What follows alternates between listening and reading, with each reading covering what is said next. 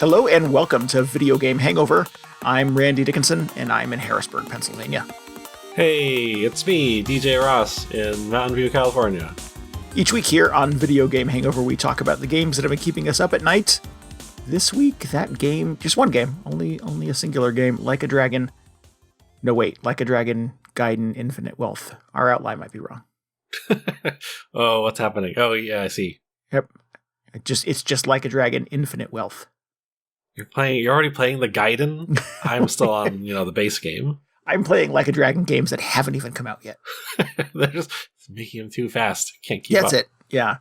I'm pumping out a new one every few months. Inventing my own Like a Dragon games. Yeah. Why?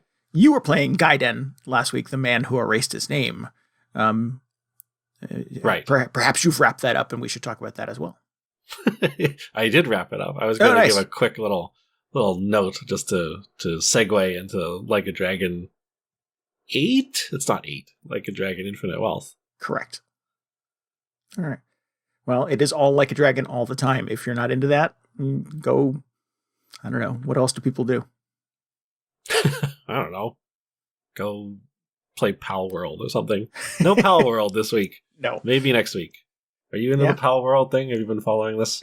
I am only sort of with I don't know, curiosity, I guess. Not enough to engage with it, but I'm like, oh, is this a Pokemon game? It looks very much like a Pokemon game, but then there's some stuff I read on the internet about enslaving Pokemon and making them work in the mines for you, and I'm like, nope, it's not a normal Pokemon game. No. So, and it keeps setting records. Like, it was the most concurrent players at any one given time on Steam for 1 week or something, and I don't know where the hell this came from. Yeah, it was I think the hype has died down a little bit, but ever since it came out on early access, I would just wake up, load up all my gaming forums as you do, and I'm just like, oh, Palworld sold another 1 million copies while I was asleep. That's ridiculous. But I have not really mustered up the interest to actually check it out myself.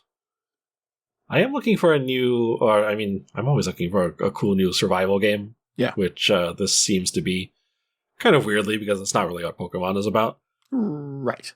So the hook is that it's like Pokemon with combat, I think is what it's. Yeah, well, I don't know how best to sum it up. It looks a bit like Valheim, where you're foraging for supplies and then building a shelter for yourself, but there also happen to be these legally distinct Pokemon creatures inhabiting the world. Sure.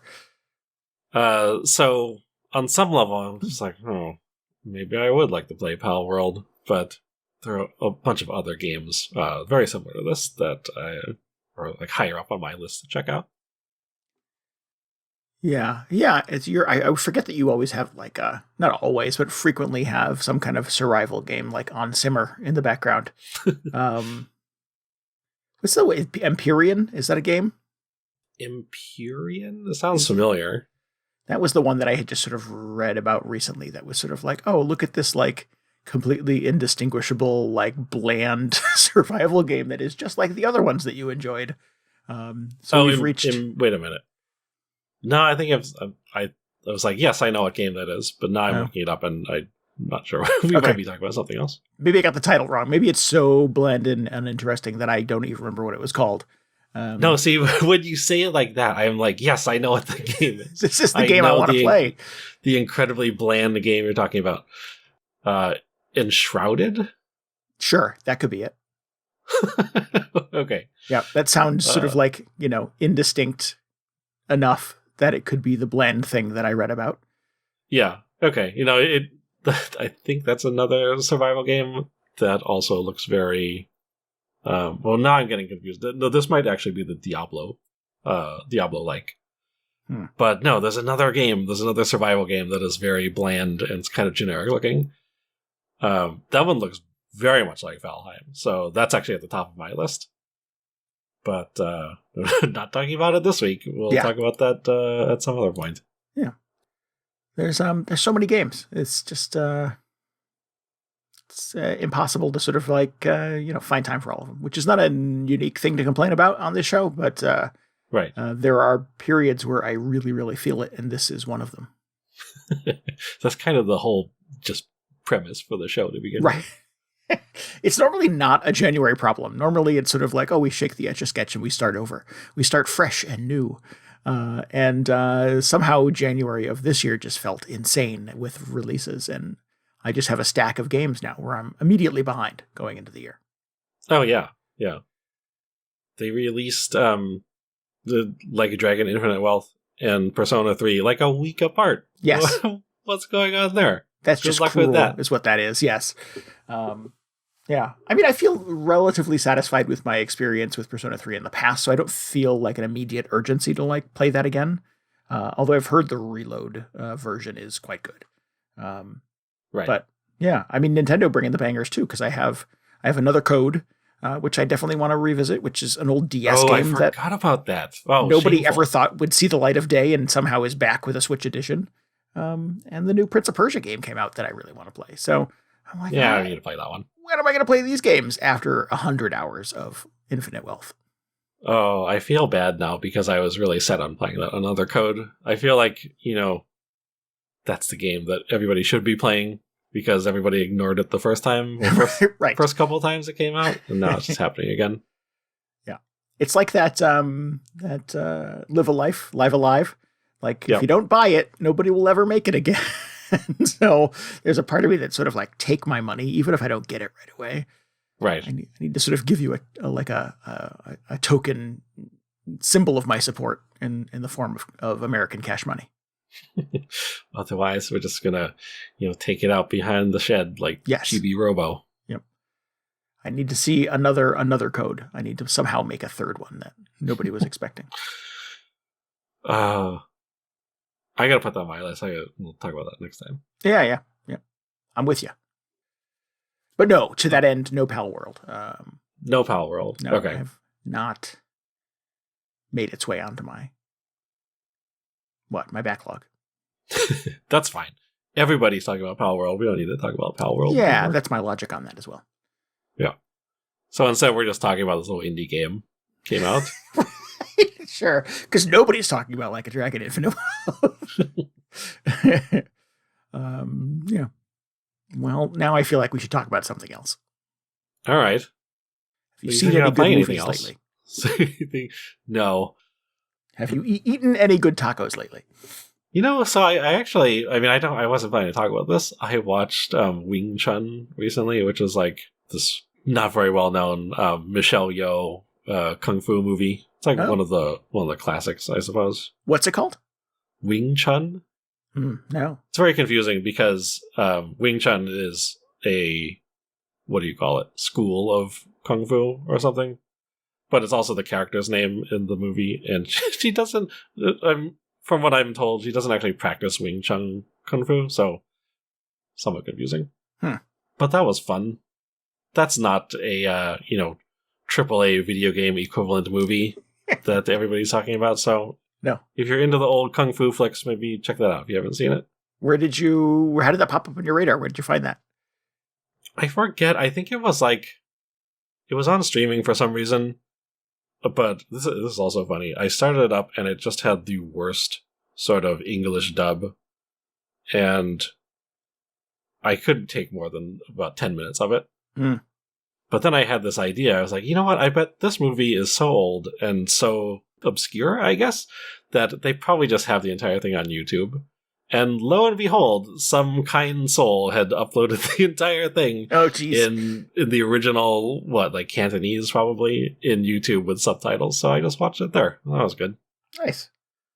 So one advantage of getting into these very old and esoteric movies. Yeah. They're just online for free to watch. So, yeah. Yeah. I went down a bit of a Michelle Yeoh rabbit hole after Everything Everywhere All at Once. And some of that stuff can be a little dense, a little hard to get into, I think.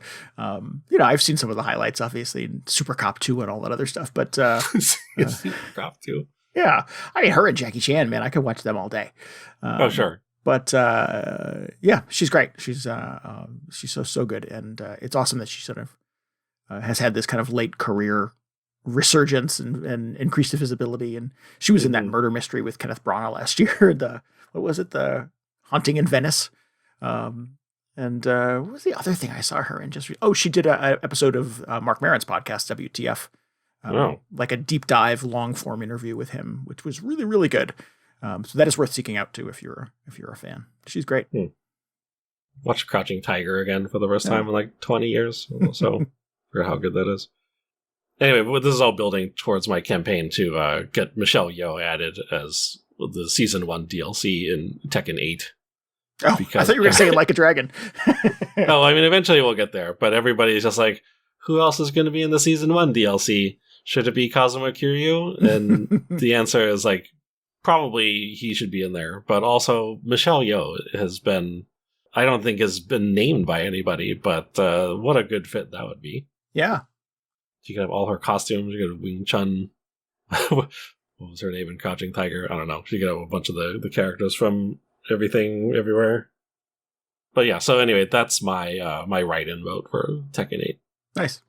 I would back that. I don't have what is the expression, a horse in this race? But but yeah, that would be the most interesting thing I would have ever learned about Tekken. That Michelle Yeoh is in it? That Michelle Yeoh's in it, yeah. Yeah, well, we'll start a petition. We'll put up something on whitehouse.gov. Excellent. I think that's how you get anything done. I think it's how you do it. Yep. We got to get Biden involved. But if we can get it across the finish line, I will play Tekken 8 on air for the satisfaction of our community. Wow. All right. Yep. Well, this is my commitment. Harada-san. We can make this happen. Anyway, until then, we've got a lot of Like a Dragon to play. Like I was saying, so I finished Yakuza, Like a Dragon Gaiden, all according to plan. Don't say the Y word. Don't say it.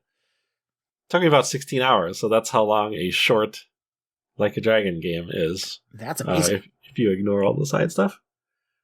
I don't know how I feel about this one. It definitely felt like they were padding it out.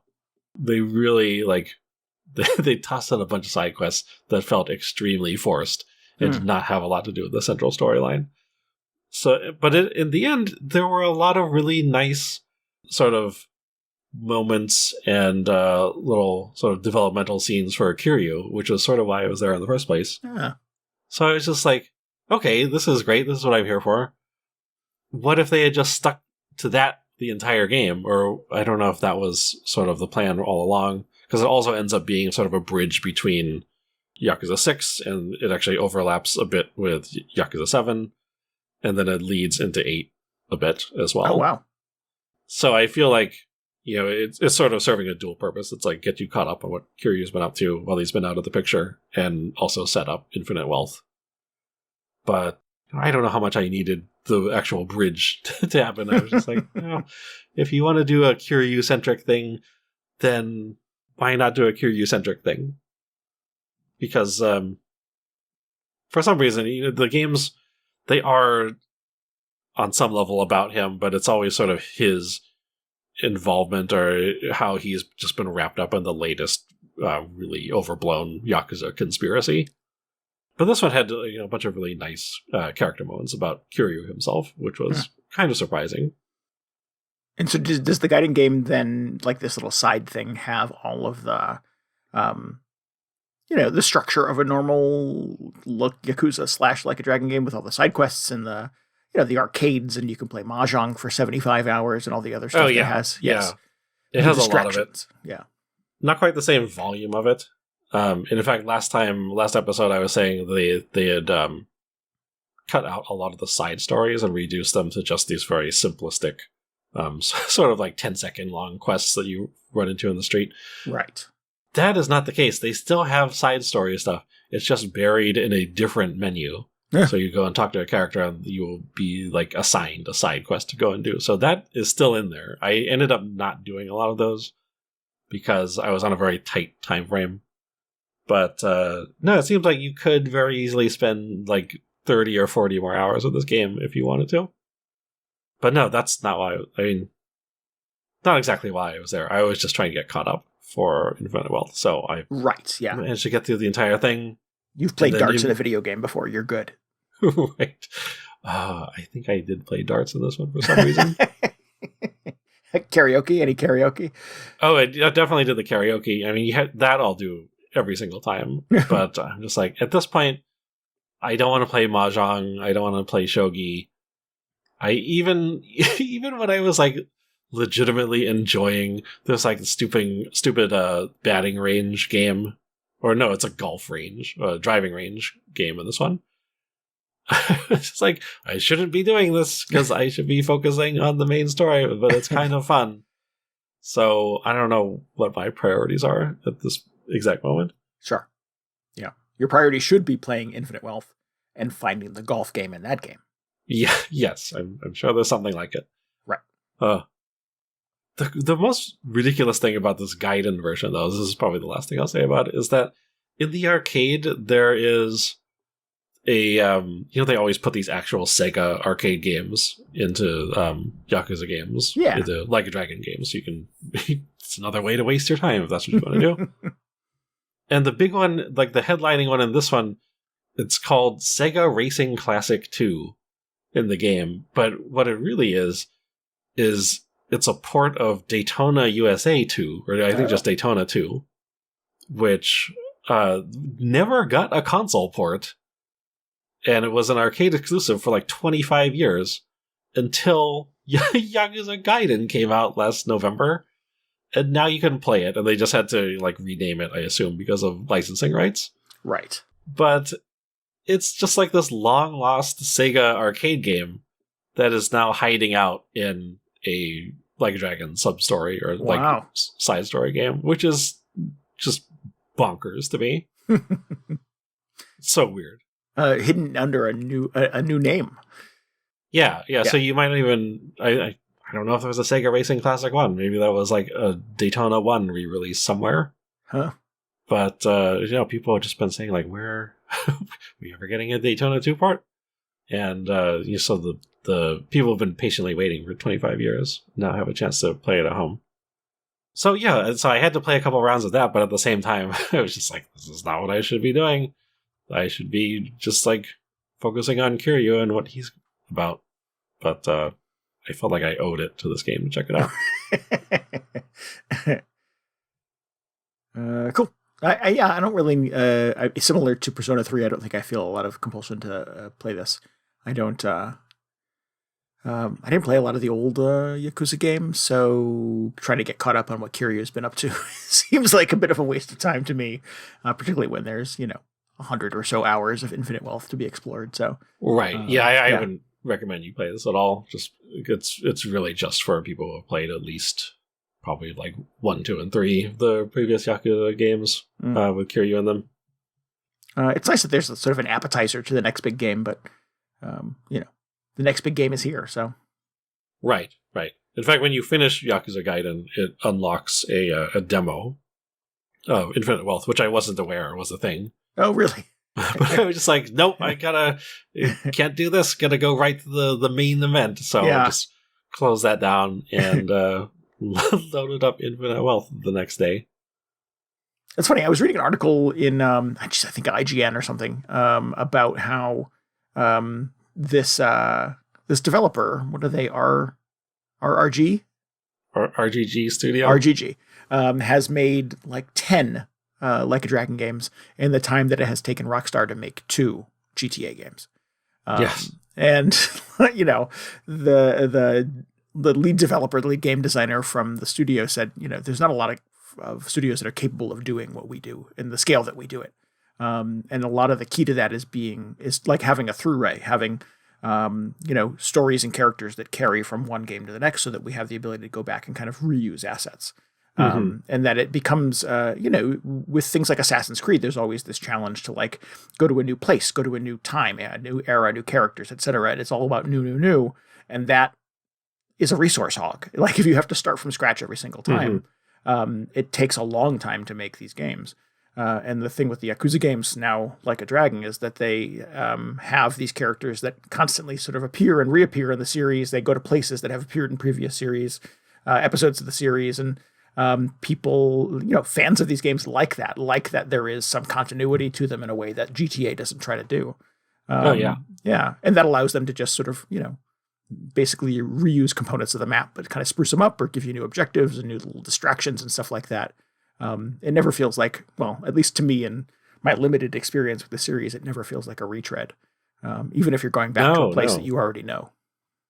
That was something that was very surprising, like, even in Yakuza 2, because that initially starts with the same, or roughly the same map as Yakuza 1. And I can't remember what my exact reaction was, whether I was disappointed, like, oh, we've been here before. Right. But very quickly, I sort of started to appreciate the, I guess, the benefits of that, because you get very familiar with that map in Yakuza 1, even though it's not quite as long as any of the GTA games. You still end up, making your way around the city many, many times. So you're just like, oh, where's the weapon shop, and where's the pharmacy? Where are all my favorite restaurants? They're all in the same place, and you just know where everything is. It's like it's somewhere you've been before. And so as much as it might sound like, oh, you're just revisiting the same couple of locations every single game every year, I think it's actually really cool. It's actually fun to see how they've changed, or every time it makes a jump to a more advanced platform. Right. It's like seeing the same city in a new coat of paint. It's like, I remember the first time, I think it was Yakuza 6, or maybe Kiwami, which was the remake of 1. Just seeing that town for the first time in sort of quote-unquote modern, like it was PlayStation 4 graphics, so that graphics engine, it was just like, oh wow, it looks like a real city now. This is really amazing. Yeah, there's it's interesting that sort of is the takeaway, because that's where Infinite Wealth starts, kind of in the same place that 7, Like a Dragon, ends. And I had that exact same moment where, like, I walked out of the building you started and I was like, oh wait, I know this. I thought we were going to Hawaii in this game. Where's Hawaii? Yeah. No, you have to spend some amount of time, not a short amount of time either, in the city that you played the previous game in. And I put a lot of time into that game. So as soon as I started running around, though, like, I knew where the ATM was that I needed to use and where the pawn shop was that I could sell the stuff that I was picking up. And to your point, it's a few years later, so to sort of see what has changed and see some of the new construction. And I remember the place where we used to go to upgrade our weapons in the previous game was like a workshop. And in this one, it sort of boarded up. And oh no, I didn't go to the workshop yet. And Ichiban will like pull on the door, but it's closed. And he's like, oh, I guess nobody's home. And I'm like, that's funny. And it wouldn't mean anything if you've never played the previous game, but you get like a little 2-second rush going, oh, I know exactly what happened there in the previous one. So yeah, it is kind of fun. Like, I'm glad eventually it's wheels up and you do go to a new place. But I like that it sort of like roots you in the city that the previous game started in. Yeah, I like that. Very familiar ground for the series. Yeah. Oh, man, I remember like probably the most traumatic moment I had playing one of these games, aside from all the just horrible stuff that happens in the storyline, I think it was Yakuza 2. I loaded it up and realizing it was the same city, I was just like, oh man, gonna go to my favorite takoyaki stand. And when I got there, it was either boarded up completely, like they were reconstructing the building, or it had turned into an ice cream shop or something. And I was just heartbroken, like, oh, I used to come here all the time, get the takoyaki highball combo, and no, I guess it's just ice cream. But whatever, it's all part of the sort of evolution of the location. It's very good. Well, like living in any city, like your favorite place isn't always there. Yeah. Man, you do spend a lot of time in, what is it, Yokohama at the start of this game, though, which was not completely unexpected. But, man, Like a Dragon is just, it's a very long-winded series in every aspect. Yeah. Let me, I will start with my complaints about that. Do you have any thoughts about this? I don't know. I feel like you might have something to say. You want to tee that up, DJ? Thank you. Yeah, I'm really struggling with that. Like, oh no. Yeah, it is a grind, man. Like, everybody wants to just talk your ear off, and it is the least interesting part of this game. Like, I don't know. Yeah, I don't know what it is about some these games. That sounds terrible. Like a Dragon games. Like I had this similar. Like last week we had the trailer for Death Stranding 2. And I had this flashback to my playing of Death Stranding 1, and it was just like everybody wants to talk, and because it's I forget that developer's name, because it's him. It's just like the most random nonsensical, and I'm like, what is even happening right now? And I feel like that sometimes in Like a Dragon, where like a cutscene will start, and I'm like, what is everybody talking about? I feel like I've completely lost the plot. Why is there 40 minutes of dialogue about, I don't know, that's supposed to be a tutorial, or it's supposed to be like a quick exposition scene that's supposed to get you over to the next thing, and everybody just wants to talk and talk about it. And some of them are kind of unskippable, and you can't get out of them. Some of them will let you like spam the next button, and you can kind of quickly go to the next line. If you can read faster than you can listen, you can get through them and still get the gist of it. But there are some of them that's not an option, where you have to hit pause and then skip the scene entirely. And the irony is that usually it just takes you to the next cutscene, and you have to skip that one too. Or the next one is unskippable. Right. Yeah. So yes, I think the first 7-8 hours of Like a Dragon, particularly when you're running around a Jinsho, the city that you were in the previous, or the neighborhood that you were in the previous game, there is a lot of hand holding and a lot of dialogue and a lot of like catching up. And it's not always interesting, guys. It really is just quite painful. And it does make me hate this game a little bit. Yeah. I don't know what it is. I was like, to a lesser degree in Like a Dragon Gaiden, but definitely when I sat down to play this, I was just, remembering those very lengthy cutscenes from 7, which felt like they were much longer than they've ever been in the series for some reason. I was just like, okay, I am gonna, I'm fully aware of the game's tendency to just ramble on for longer than it needs to. I am just gonna be so dialed in. I am gonna figure out why that is. What, are they just talking too slowly? Are they saying too much? What is going on? I'm going to figure it out. And I've been playing this for 12 hours now, and I still couldn't tell you what exactly, or what the actual cause of the problem is. People tend to speak a little more slowly, I guess. The voice acting is very, very good, or very enjoyable. I'm playing it with the Japanese audio, so it could be that the voice acting is terrible, but I wouldn't be able to tell you. So I'm playing it in English, and I think it's good. Okay. So I feel like, they're obviously very proud of their voice cast, so let them have their moment or whatever. I just feel like they just tend to ramble or something. Yeah. Everybody just has 40% too many lines. Yeah, I don't think it's pace at which they speak. I think it is how much they speak. I think it is just it's breadth, not depth. Yeah. Well, occasionally you will get just a window that pops up, and it's like, here's this mini game you're about to play, and it's like a full page of text. It's just like the pop-up you would get in any other video game explaining what you're about to do. I feel like there could be more of those, but instead they've opted to just turn them into a 5-minute conversation in a lot of places. Like you said, you did the sort of dating sim, matching app mini game. Yes. Which, yes, it's a thing in this game. Not clear how it connects to any other component of the game, but it's something you can do. Just the tutorial for that, you start talking to that woman, and then she explains the app to you, and it's like, okay, I get it. And then she's like, okay, now that I've explained all that, follow me, and you go to a cafe or something, and then she's starts part 2 of the tutorial. I was just like, what? I thought we were done. I thought I had it figured out, but no, there's more. Well, and then you have to do the thing. You have to review the profiles of the women that want to date you. Then you do the whole mini game. And I'm like, how did I get down this rabbit hole? I didn't want to do this. I was trying to get to the next thing in the main quest. And I have found myself now going on dates I can't afford to go on. Oh, I just did the one. Yeah, I was like, okay, the one that you're come back to this. Do. Yes, yeah. I will revisit this if it ever turns out to be important to whatever else I'm doing. I'm sure at some point you have to do a bunch of these side mission minigame things to unlock new weapons or whatever. Because there was a lot of that was sort of what you did in Yakuza 7. Did you do okay on the date? I did poorly. No, I did pretty well, I think, but nice.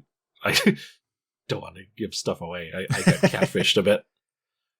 Yes, well, like that's the thing is, I think the hook of it is you're supposed to read their like dating profile, and then you have, as the player, you choose dialogue choices that are supposed to sort of steer into their interests. Mm-hmm. And I'm like, well, that sounds really disingenuous. That's problematic, I think, right? Or am I lying to get this woman to go out with me? So yeah, it was definitely, it's just weird. It's like another weird Like a Dragon choice. Yeah. All right. Okay. I didn't analyze it that much. I was just kind of, I did pick the one with the highest match percentage or whatever, which, maybe that meant it was too good to be true. But man, it felt like it was so in line with Ichiban's personality anyway. Yeah. So yeah, I mean, all of those complaints notwithstanding, I am still putting a lot of time into this game. I think I'm about the same as you, somewhere in the window of 10, 11-ish hours thus far. Yeah. Well, before we started recording, we determined that we're like, without any coordination, we're somehow at almost the exact same point Correct, of yes. the game, which is cool. And I sort of expect a little bit of this, just like slow ramp up, because they have to explain how to play the game. They have to introduce you to systems that you'll be interacting with for the rest of the game. Like we both just got the new weaponsmith. Although as soon as I walked into there, I was just like, oh, this is just how the weaponsmith from the last game worked. But they still felt the need to just run me through this unskippable, fast forwardable dialogue tutorial. Yeah. That's what it's missing. It's missing those things where it's like, did you play Yakuza 7? Well, then you know how this works, and we don't need to explain it to you again. Yeah. Yes. A lot of video games do that. We'll do the, like, are you cool with this, or do you want to dig in? Yeah. This one is just, no, you gotta read all this wonderful dialogue that we've written. Yes, yeah.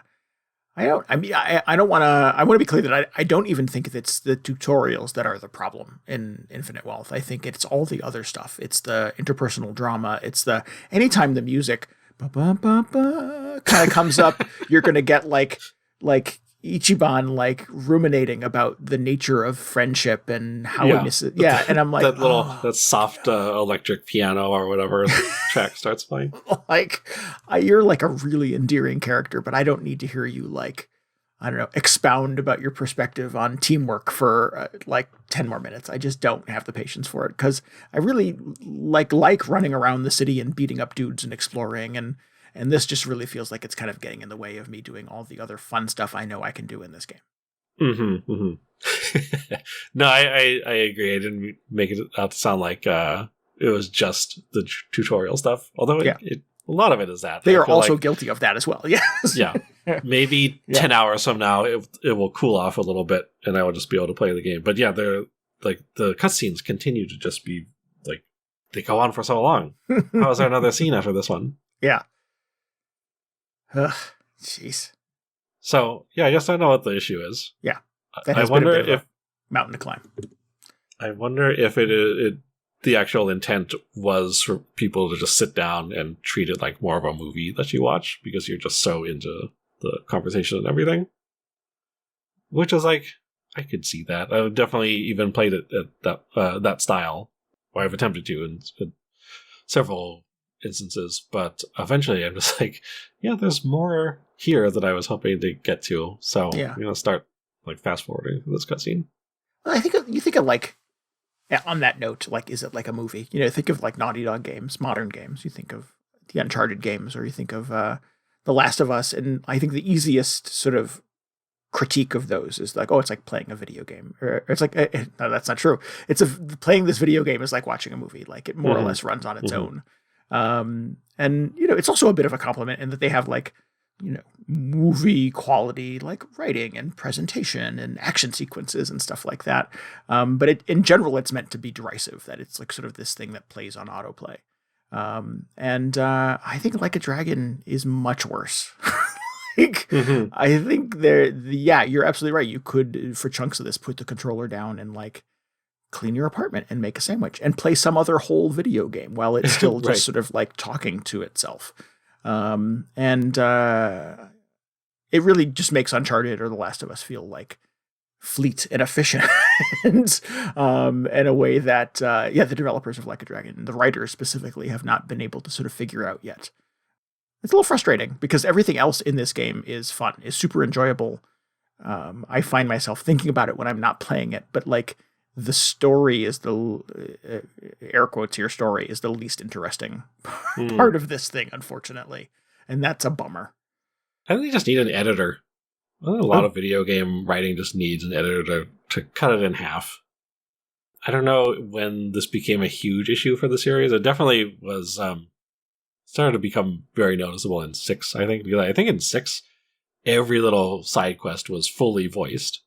And I remember playing that and thinking, like, I can't tell what's important and what's a side quest because every line just has full voice acting behind it. So thankfully they've backpedaled from that a little bit. But still, there's just such an immense quantity of writing to get through. And I think you could take the script and, like I said, just cut it in half. Trim it down a bit. Yeah. And I don't think anybody would complain. Except maybe for the voice actors, or I don't know how they get paid, whether it's by the line or by the hour or what. But I don't know. Having played 10 hours of Infinite Wealth, I think somebody's getting paid by the word. Yeah. Certainly the writer is, at least. It's a little disheartening. The good news is, if you're, and I hate to be this person too, because this is the criticism of the Kojima games as well. It's like, well, if you hang in there for 10 hours, there's a really good game that comes. And I'm like, well, that's bullshit. Like, be a good game from the first hour. Like a Dragon, definitely, like, there's an obstacle, there's a hurdle you have to get over. And if you're a new player coming to this, I'm just trying to sort of put myself in the shoes of somebody who's never played a Yakuza game before, and this is their first experience. I would bounce off this in a minute.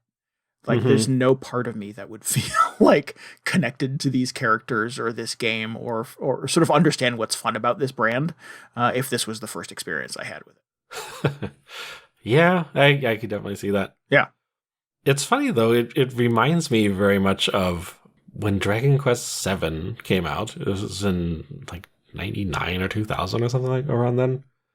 There were all these articles about how there was an hour of, like, dialogue and just, like, cutscenes and conversations and walking around before you even got into a single battle. Ooh. And that was, like, 20 years ago. So I'm just like, maybe there are just different expectations for designing an RPG. Like, you really got to be invested in sort of the story component and the less of the sort of like gameplay / battle side of things. Yeah. In contrast, I think you get into a battle fairly quickly in this one. It's not quite an hour, and it's not quite first 5 minutes either. But they're definitely mixing it up in the first hour of Like a Dragon. Or Infinite Wealth, or whatever we're calling it. Yeah. Yes, if I remember correctly, you're not wrong. You do kind of get into it pretty quickly. Yeah. There's despite my complaints for the last 10 minutes, there are speaking of being verbose, there are a lot of things about Infinite Wealth that I like, that I feel like are pretty significant improvements over the previous game. The combat specifically, I think, has been like streamlined and improved pretty dramatically. It was kind of you were pretty. It's turn-based battles, and you were pretty stationary in the previous game. You couldn't really like move around the field a ton. You had like a territory you could sort of cover, if I remember correctly, like a grid. And in this one, you have like an area kind of bubble around you, and you can kind of line up your position relative to your enemies, and do a lot of like domino effect kind of impact thing where you'll like punch some guy in the face and he'll fall over and knock over his friend, and both of them take damage. And there were little elements of that in the previous game, but it's like, it's a significant part of your strategy in Infinite Wealth now. Like, and it's, if you can get those chain reactions to happen or get the timing just right, because the enemies are also sort of like moving around in their own bubbles as well. So there's a timing element of it. Sort of when you hit the punch button, you kind of have to be at like optimum positioning for everybody, and you don't have control over the other players. So there is an element of kind of like random number generator luck that kind of kicks in there too. That feels very satisfying. Yeah. Also, all the environmental stuff, I think, just sort of like, punching people into the street and they get run over by a car, and picking a bike off a bike rack that's nearby and throwing it at a guy. Like, I never get tired of hitting people in the face with a traffic cone. That's just like the most satisfying thing. Classic Yakuza move. Is it? Yeah. So like all of that stuff, it just feels like there's a lot more of it than there was in the previous game. And it is like a very kind of crucial part. The positioning and sort of the environmental takedowns are a huge part of the fun and the challenge of the combat system, I think. In a way that the previous game just kind of hinted at. Yeah. Yeah. It's interesting to me seeing how the battle system has changed from the previous game, because in the previous one, it was the first one they had done like a turn-based style game. Mm-hmm. And I felt like it was kind of like, it worked pretty well, but a lot of it felt almost accidental. Like they were just trying this for the first time. And it's like, oh yeah, you got sort of this tactical element where your position sort of matters, and like where you are when you execute an attack makes a difference, but you didn't really have any control over it, at least from what I remember. Like you couldn't move at all during a battle, and in the previous one, could you? Yep. No, I don't think you could either. Yeah. So, and like you said, in this one you can. So it feels like they're like aware of like, oh yeah, we had this cool element of the first one, and now we're really going to let you use that to your advantage. But it still feels like not fully baked at this point, because like you said, like the enemies, like everybody just keeps moving around during the battle. Yes. Which makes it difficult to actually get all the bonuses out of the position that you settle on, because like you can walk around, and then like when you open a menu, you can like no longer walk around, I think. But everybody else keeps walking around. So there's this weird element where, okay, let me get into the right spot and then go through the menu as quickly as possible, while the the exact sort of shot that I had lined up still exists. And then, like you said, there's all the sort of environmental stuff, like the traffic and the objects in the environment that you can pick up and use. And then you can knock people into other people, knock enemies into other enemies, rather, to do extra damage. Yeah. But I feel like that stuff only really works like half the time. Oh. Or it only goes off how you expect it to go half the time, either because somebody has moved or they weren't quite in the position you thought they were. Well, that's the fun random part of it, I think. Yeah. Yeah, I don't know if I would say that's like, oh yeah, I love the randomness of it. Because it's like very exciting when it does work. Yeah. But I find it sort of questionable in that it is pretty unreliable a lot of the time. I mean, it's definitely an improvement over the first game. Yeah. But I find myself thinking like, like, is it really worth it to painstakingly set up this combo that I'm trying to do, and then at the last second the guy moves out of the way, or he wasn't even in range to begin with. It's a little, like you said, there's a lot more randomness to it than I think I want. I feel less conflicted about that. I feel like I think I land most of the stuff that I intend to land. So I don't think I have a pro tip for you. It's weird that like my perception of that feels slightly different than your experience with it. Yeah, I think there's some generosity to it too, because it is, to your point, it's a little weird that like you have your menu of what you want to do for your turn. And you can attack, and that will give you the option to like, punch somebody in the face or whatever. Or you can do special moves, or you can, what else? Use an item to heal yourself or a neighbor or something like that. So you have to like decide what you're going to do before you decide who you're going to do it to. So there's a part of me that like wants to like pick who I'm going to punch and then hit the punch button. And in this game, you have to hit the punch button and then pick who you're going to.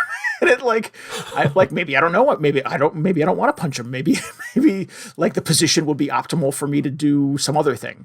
So yeah, that part of it never quite feels intuitive enough for me, because I want to keep changing my target to somebody who is close enough that I get like a proximity bonus, or like they're standing close enough to a wall that I can hit them in the face, and then the back of their head will hit a wall and I get a bonus for that. The one I love in this is where if you and the people in your party are kind of triangulated enough, you can sort of hit them into one of your comrades, one of your partners in the game, and he'll get a free shot. And then that's the one I really like too. But then yeah. they won't do it all the time. It's like, did I do something wrong? Were they like looking the other direction? I don't know what happened. Yeah. Well, that matters too, because if they're not facing the person that's going to fall into them, they won't hit them. Oh, do they? Okay, I didn't realize that was a requirement. Well, because when it comes to enemies, if somebody's back is to you, you do like double damage. So that positioning thing becomes super important. And I think it also sort of comes into play with the people that are on your team. Because if they're not facing the incoming attack, they're not going to take their free shot. That's just the way that I've sort of explained it to myself. So for much of the Honolulu thus far, I've had 3 players on my team. And just only in the last day of playing have I been able to like pinball a character from me to a party member to the third party member. Oh, I've never had all 3 of them get it on it. That's exciting. It felt very satisfying when it happened. But it is like the luck of the draw in so many ways, because everybody's like just dancing around this little playfield looking for the optimum shot. So, I don't know. I find it satisfying. I think in general, I feel like it feels a little more like on the fly and a little more like luck driven than your standard RPG. Line up a shot and you know exactly what's going to happen as soon as you pull the trigger. Yeah, I do really enjoy just how interactive it feels. Because it's something, as much as I like the typical, just very traditional turn-based RPG, it's just more exciting this way to be able to move around in a little area. And I really enjoy sort of the positioning stuff. Well, a little bit more like, I have to ask you, obviously, is it a little bit more like a brawler, like the previous Yakuza games? Or are we still not quite anywhere near that? It's getting surprisingly close to just being a full real-time thing, especially when you're playing as Kiryu. He has, like a on-screen prompt, like a quick time event almost. Yes. Which most of the guys, like when you're using a special ability, you have some kind of timed button press. But Kiryu, just his regular attack has one. Yep. Which I think is genius, because like he was the guy in all the action-based Yakuza games. So I think it would have been great if he just still played like that. Like you have these guys playing like they're in Dragon Quest, and Kiryu, he's still playing the old school Yakuza games. That would have been still hysterical. playing the other game. Yeah. Yeah. But so I really like that they've incorporated a lot of elements from the previous game. Like he has his different fighting styles as well. I always forget that about Kiryu. That was like, I'm not I'm prepared for it when I pick the specials, because the specials always come with a quick time event. I always miss his little prompt, which is very embarrassing. Yeah, and it's not every he's shot. He's the only one who does that. Right, correct. And he'll do his basic attack. He has 3 different kind of modes. But his basic frontal attack is 3 punches, and it's only the prompt. You only get the prompt for the quick time on the 3rd punch, and I'm like, I'm never ready for it. It's very fast compared to the other ones, or all the other attacks that's been my experience as well. Yeah, absolutely. The good news is if you miss it, or even if you're a little bit late, like I typically feel like I am, it still does just wacky damage. It's just insane how powerful his hits are.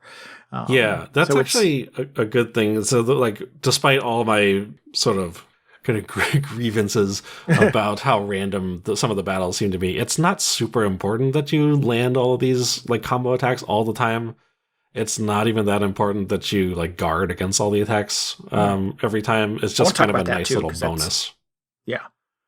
I think you can very easily get into this territory where it's like, okay, if you're not getting the extra hit or the extra damage every single time, you're just like playing ineffectively.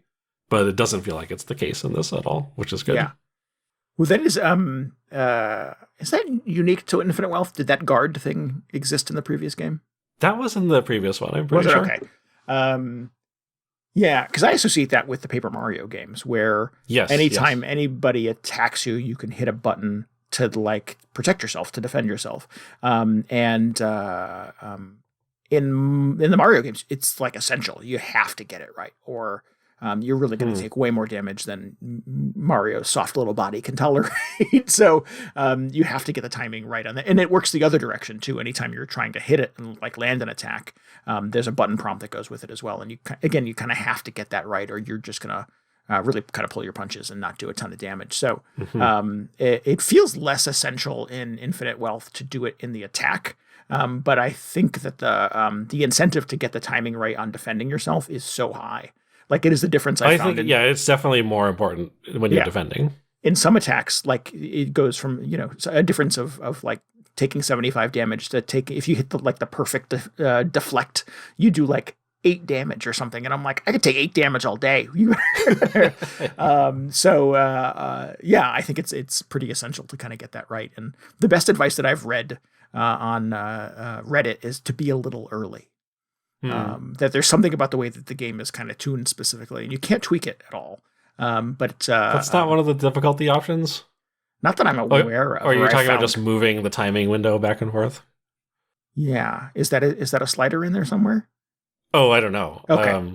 I forget what game. It was probably that Prince of Persia game, actually. Or actually, a lot of games will do this now, where they'll actually break down all the little, like, what all the difficulty settings mean. So it's like, you take less damage from critical hits, or the parry window timing is more generous, or something like that. And I don't think this game did that. I don't think so either, but somebody on Reddit teased it out that if you plan to just be a little bit early on deflecting the attack, you'll get it more or less every time. And that has been the key to me, like, not just getting completely wiped out by some of the enemies in this game. So that sounds about right. Be a little early is the advice I have. Yeah. Good, life advice in general. Sure. Yeah. In general, better to be early than late.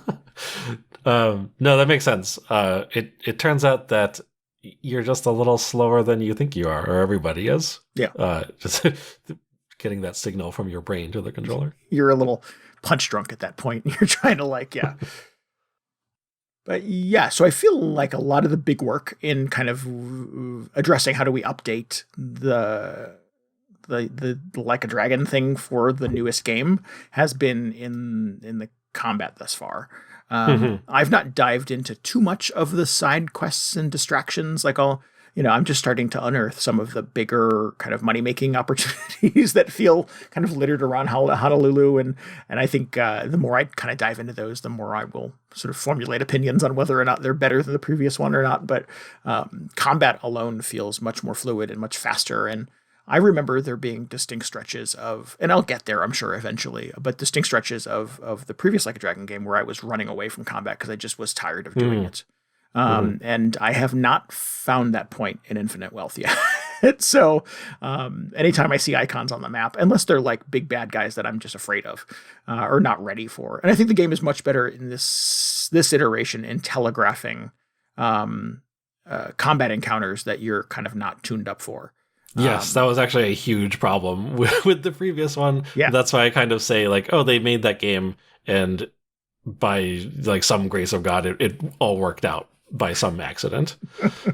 There was just one of those elements where it felt like, they probably should have, like, done something about this, because this is a problem. There were pretty serious and deadly, like, difficulty spikes in Like a Dragon. There was that also, but so far that hasn't happened. No, and I think that there are new tools in this for being able to identify kind of on the fly whether or not like an enemy is kind of the appropriate color code for you to be able to sort of take on. Yes. Based on your rank versus theirs. So it does make it a little bit easier to kind of make some decisions about, do I want to get into this fight or do I want to just try to run away and hopefully they don't see me? That's been very helpful so far. Yes, I agree. Have you had the opportunity to do a what do they call it? A beatdown, I believe. Beatdown? I'm not sure. I don't think so. So I think so far this has only happened when I run into a blue group of enemies, which means they're lower level than you are.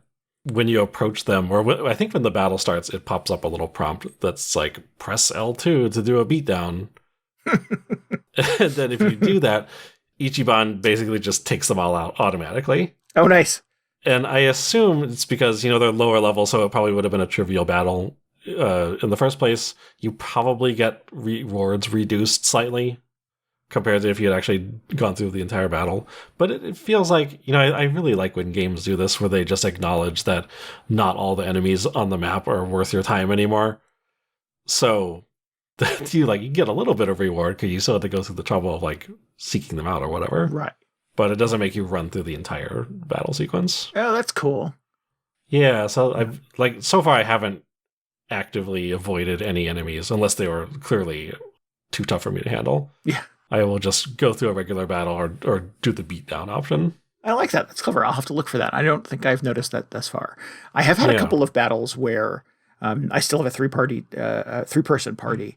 And I'll go first, Kiryu will go second, and then there's nobody left for the third guy. Yeah. And I feel a little bit bad. Like, he doesn't really get any experience out of that at all. But so Ichiban and Kiryu are definitely doing some pretty serious damage, but I don't think I've seen the beatdown thing yet. So that's kind of fun and smart. I think that, geez, a lot of RPGs probably could take that lesson. Yeah, I don't know why that's been such a rare thing. Like, I remember the first time seeing something similar to that was in Earthbound, way back in the day. And I was just like, this is such a good idea. Yeah. Every game will do this from now on. And then 20 years later, Like a Dragon, one of the few instances where they're actually doing this. Teach Dragon Quest how to do that, because that's, running through the overworld and getting like level 1 Drakis when you're like level 20 something is just really frustrating. Right. Well, you just take them out in one hit and it's fine. Yeah. Speaking of like just repetitive battles, though, I don't know if this is because... So I'm playing this on PS5, and I don't know if it's because of the magical hard drive or whatever it is, but the battles are so quick to get into and also back out of. Like, as soon as you hit the final blow for the fight, you can just mash through the entire sort of series of like battle like end screens where it shows like this is how much experience you got and this how many items you got. It's so fast, which it sounds like a small thing, but you do hundreds and hundreds of these battles in an RPG like this. So having that whole process be as quick as possible is actually amazing. Yeah, not waiting for it to load in and then load out again, right? And you can speed up the battle too. I think there's a battle speed adjustment in the settings, if I remember correctly. So you can make some of that. There is, yeah. I haven't even felt the need to do that yet because everything's been so snappy. But I'm just like, oh man, there's somebody's paying attention finally. Somebody has played an RPG before. Right. I'm going to need that setting in the 70th hour probably, but for now I'm okay. Yeah, I liked I liked the conceit in Like a Dragon, where Ichiban viewed the entire world as an RPG. It's sort of widely believed to be Dragon Quest, obviously, and he always wanted to be the hero of the video game. So that's how sort of the presentation, I think that sort of justified the presentation of that game changing from the previous ones, is that new protagonist and he sees the world as Dragon Quest. And there's less of that in this game. Like, I think it gets sort of its token explanation briefly in the beginning, but there's less of that like skin of a fantasy thing over it. His weapon is still called the hero's weapon and stuff like that, but you get a little bit less of it. And I'm like, well, that was really fun. I kind of like that playful, like, and Ichiban is basically like a Labrador retriever. He's just like, happy-go-lucky, generally a pretty positive, enthusiastic guy, and that energy is fun compared to like just the downer of a person that Kiryu seems to be. Oh man, yeah, he's big. He's had a hard life. That's. I'm sure there's a lot weighing on that poor dude, but just what a difference in kind of protagonists between the two iterations of this game. So I do miss the fun little like RPG worldview thing that Ichiban had in the previous game. Yeah. No, to be fair, Ichiban is quite different from Kiryu, but I think the shtick with Kiryu in the previous ones is he was just like the straight man in this ridiculous situation. And they didn't start out especially ridiculous, but like by the time you got to 3 probably, or 0, where it got especially wacky, a lot of the humor in it was just like this guy who is not only... He's just like the straight man in all these comedic situations. He just seems to be oblivious of how weird all the situations he finds himself in are. But yeah, I can see, put it up against Ichiban, he definitely looks like a very dour kind of dude. Yeah. I like having him around, though, especially sort of like as, I don't know, a counter to Ichiban, where he's, a little more seasoned. He kind of knows what's going on. He knows how to approach different situations, and it's like for some reason I wasn't really thrilled with just the way he actually looks in this game, but I think it really works as sort of just like this advisor figure to Ichiban, where he's like super buttoned up for some reason. He's got the weird haircut. Yeah. I don't know if I'd take him as seriously if he still had the old Yakuza cut, although I kind of wish he had it still. Yeah, I like the dynamic. I'm intrigued by the dynamic between them in that I think that it goes back to kind of the hierarchy of the Yakuza, in that Ichiban was never a boss, right? If I remember correctly, Ichiban was always sort of like a go-to guy for the bosses. And Kiryu was the big guy, right? Was definitely a boss, if I sort of understand the dynamic correctly. He kind of was. I mean, he's just like, I don't really know what the deal is. He just has this reputation for being, the dragon of Dojima. He's just like this undefeatable fighter, essentially. But I think it was my sort of impression that his station was higher, because when he and Ichiban first meet, there's definitely a dynamic of like servitude to it. Yeah, I mean, there were a lot of shenanigans happened in those games. Yeah, so I thought that was kind of interesting, and then to sort of see it turn into kind of a buddy comedy with the two of them is definitely kind of interesting how that dynamic plays out. And I like to, and I thought about this as I was playing it just today, that like I don't get a lot of video games where the main characters are 40-year-old dudes. Yes. I feel like a lot of the RPGs I play, it's like teenagers on a quest. So to like, have guys who are in their 40s, possibly even later, I think, like in their particular worldview and their experience and just sort of being tired, like is interesting. And it is, I never thought I would need more representation in video games being a white dude, but to like see somebody who's like my age in a game and sort of how they sort of approach things and how they build relationships and how like 40-year-old guys like buddy with each other and things like that, I think is really kind of interesting and fun to see sort of play out in a video game. Mm-hmm. Yeah. There have been a lot of really surprising story moments in this. Just stuff you don't expect to see in a game. Like, I think just at the very start, where you're in the Hello Work office and you're like trying to help out some guy who turns out to be a former Yakuza. Yeah. And just the whole conversation they have, you think it's going to go one way because it's like, the guy is not being especially helpful to Ichiban, who's trying to get him a job, and you think, are they going to throw down in the middle of this office or something like that? But it's like, it turns into this incredibly wholesome, like, I don't know, Ichiban is like really trying to help this guy out, and he eventually convinces the guy to the point where, like minor spoiler, he like comes back the next day and he's just completely cleaned himself up, and it's clear he's really trying to make an effort. And it's like, I forgot this series is so wholesome. And I feel like in another game or like GTA or something, they would have gone with something much more like antisocial as a way for the scene to play out, and maybe even just played it for a laugh or something. But that's just, it's been sort of part of the series from very early on. Is like it has a very good heart in the center of it, which is interesting. You probably wouldn't guess if back when they were saying like, oh, this is the Japanese version of Grand Theft Auto. That's how they were trying to play the series off as. But that's always been a large part of Kiryu's character too. He's always trying to just be the guy who helps everybody out. Oh.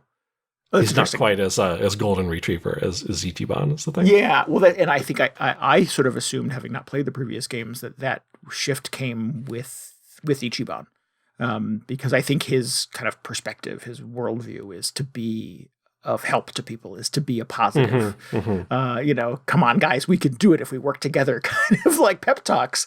And I never quite understood, I guess, that was kind of always a series staple. Yeah, it definitely has been there.